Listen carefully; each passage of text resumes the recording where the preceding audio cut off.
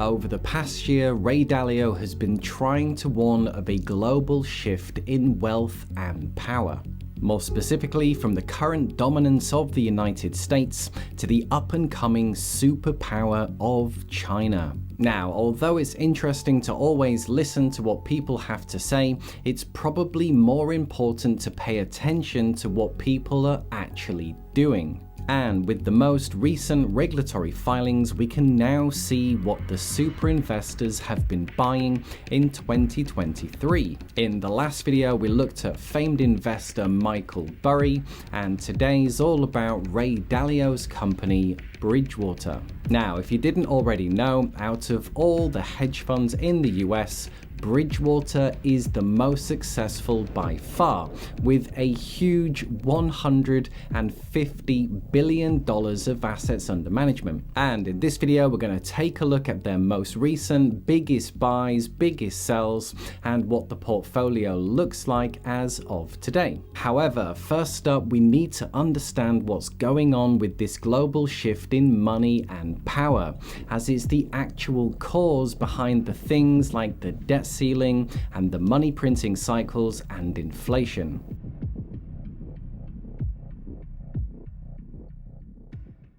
Having the world's reserve currency inevitably leads to borrowing excessively and contributes to the country building up large debts with foreign lenders.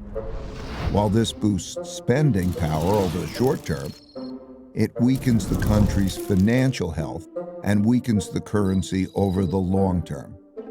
In other words, when borrowing and spending are strong, the empire appears very strong, but its finances are in fact being weakened. The borrowing sustains the country's power beyond its fundamentals by financing both domestic overconsumption and international military conflicts required to maintain the empire.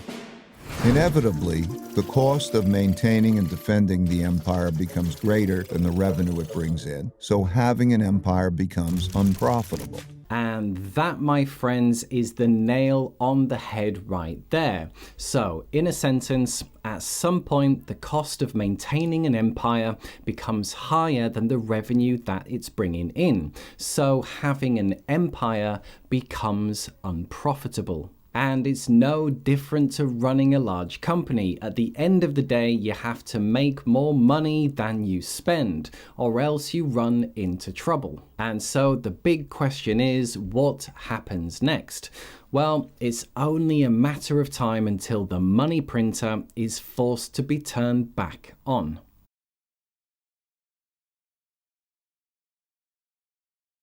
In this cycle, the richer countries eventually get deeper into debt by borrowing from poorer countries that save more. It's one of the early signs of a wealth and power shift. Typically, the decline comes gradually and then very suddenly.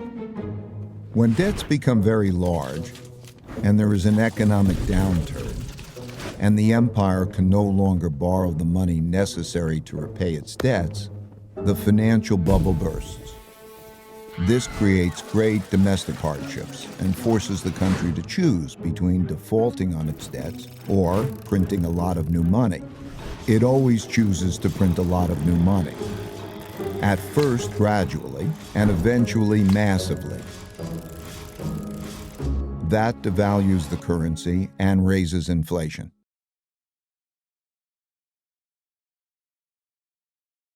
And so let's take a look at the biggest buys and biggest sells of Ray Dalio's company, Bridgewater. Now, first thing to note is that they have 938 positions.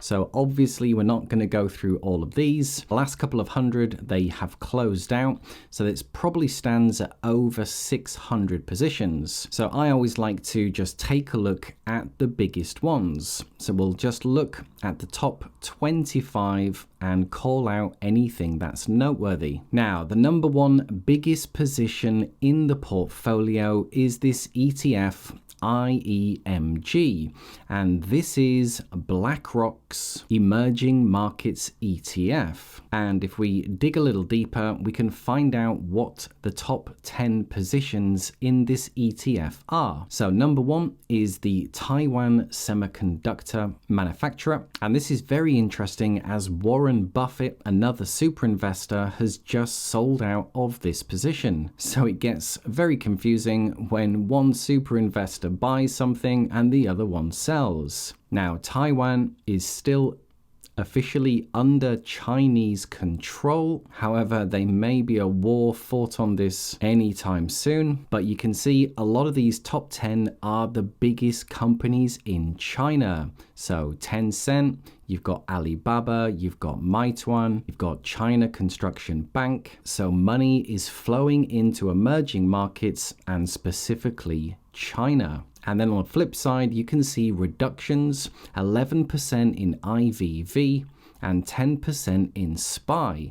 And these two are both the S&P 500. So this, in the top couple of positions, is money flowing into the East and out of the West. And then the other couple of noteworthy things, you can see a big increase into Google, 200%, and also an 86% increase into Meta. So they're seeing big opportunities here, and this will probably be the coming booms in AI and the metaverse. And aside from that, you can see there's a lot more selling going on than there is buying. So let's just finish and take a look how the portfolio at Bridgewater looks with this latest data.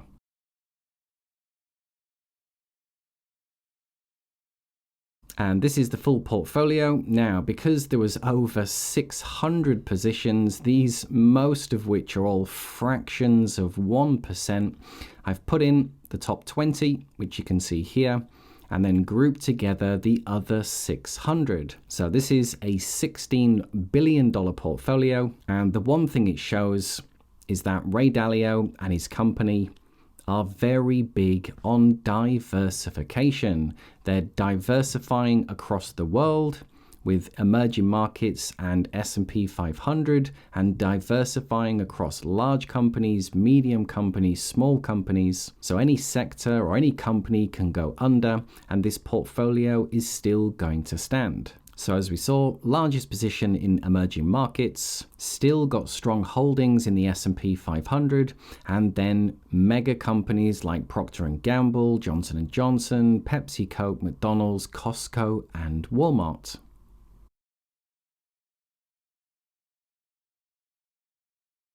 When everything is happening too close up, like increasing mortgage payments, increasing car payments, the price of everything going up, then you're hearing things like inflation and debt ceilings and interest rates.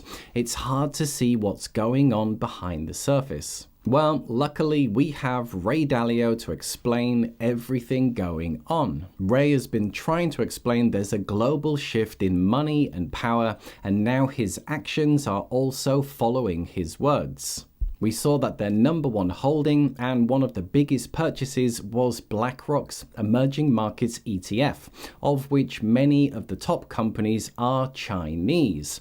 And then add to that reductions of 10% in both their S&P 500 ETFs. However, they did also see opportunities in Google and Meta ramping up their positions, probably for the coming AI and metaverse booms. So there you are, guys. Those were the latest moves from Ray and Bridgewater. Hope you enjoyed.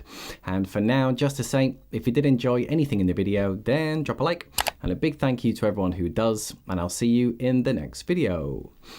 Bye for now.